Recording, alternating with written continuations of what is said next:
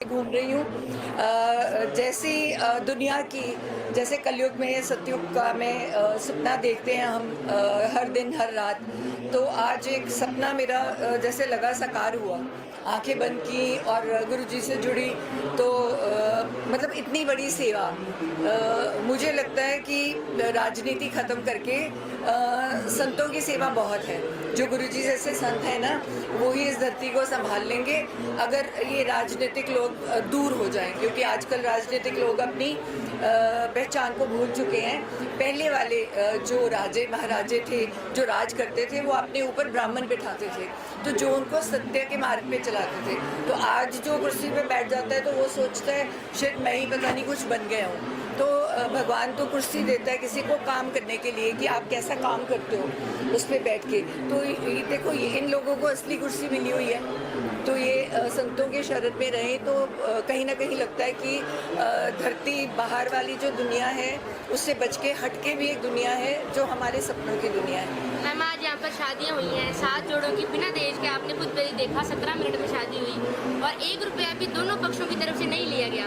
क्या बोलना चाहेंगे इस बारे में? हमारे घर में भी ऐसी शादियाँ होती हैं। मेरी और नवजोत की शादी भी ऐसी हुई, मेरी बेटी और बहुरानी की शादी भी ऐसे हुई।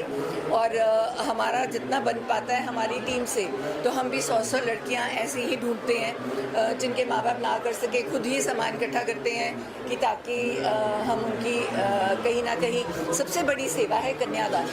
अगर धरती में कोई दान है तो वो कन्यादान है।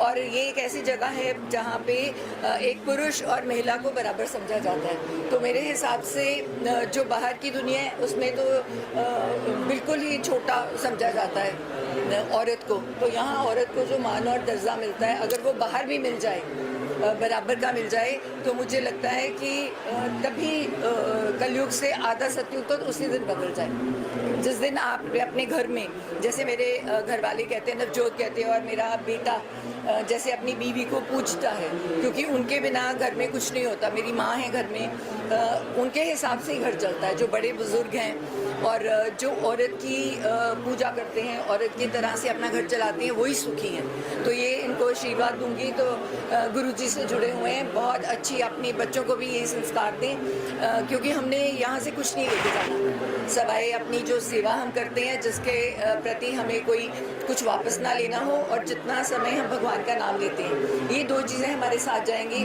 तो मेरा सबसे अनुरोध है कि इन 2 चीज़ों के सवाए सब बेकार है। तो जितना अपना समय है तो अपना भक्ति में लगाएं और सेवा में लगाएं। तो मैम, अभी आपने पूरे आश्रम की व्यवस्था देखी, उसके बारे में आपको कैसी लगी?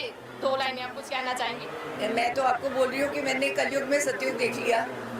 मतलब इससे ज़्यादा क्या बेहतर हो सकता है? इससे ज़्यादा कुछ हम मांगते नहीं, है ना। इससे ज़्यादा हमारी सोच भी नहीं जाती, हमारी मांग भी नहीं जाती।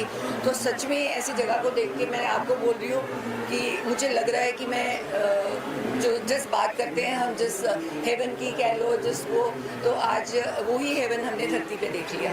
मैम, जैसे कि संत रामपाल जी महाराज जी के बारे में सोशल मीडिया पर भी चलता रहता है, आपको कहाँ से पता लगा आश्रम के बारे में? क्या आप पहले सत्संग सुनते थे? मैं बचपन से 3 साल की उम्र से गुरुओं की, साधुओं की, मुझे अच्छा लगता है उनके साथ बैठना। मुझे और कहीं मेरा दिल नहीं लगता था। तो मुझे समझ आ गया कि मेरा रास्ता शायद पुराने जन्मों से कुछ फ़र्क है बाकी लोगों से। मैं संतों से प्रेरणा लेके सेवा करती हूँ, चाहे मैंने डॉक्टरी में की, चाहे मैंने पॉलिटिक्स में की।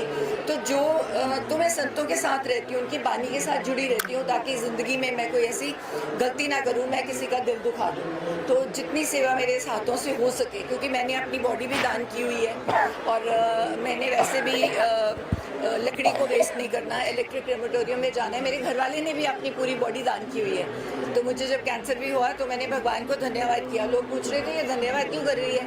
मैं क्या धन्यवाद इसलिए कर रही हूँ कि मुझे ब्रेस्ट का कैंसर हुआ है। तो ब्रेस्ट की हम किसी कोई फ़ायदा नहीं होता, और मेरे किसी ऑर्गन में एक भी कैंसर सेल नहीं है। तो जो ऑर्गन्स मैंने लोगों के लिए रखे हुए हैं, वो भगवान ने मेरे लिए सेफ रखे हैं। तो मैं इसकी खुशी है मुझे। मैम, संत रामपाल जी के बारे में आपको कहाँ से पता लगा? मैं इनके बारे में काफ़ी कुछ पढ़ती देखती रहती थी।